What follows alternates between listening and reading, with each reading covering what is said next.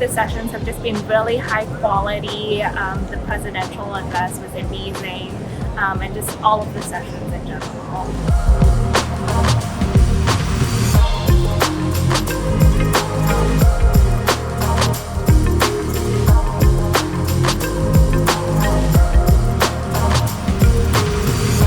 Creating a space for young surgeons or for early career surgeons to think different, to work different, to be more innovative. I think that's what we need now.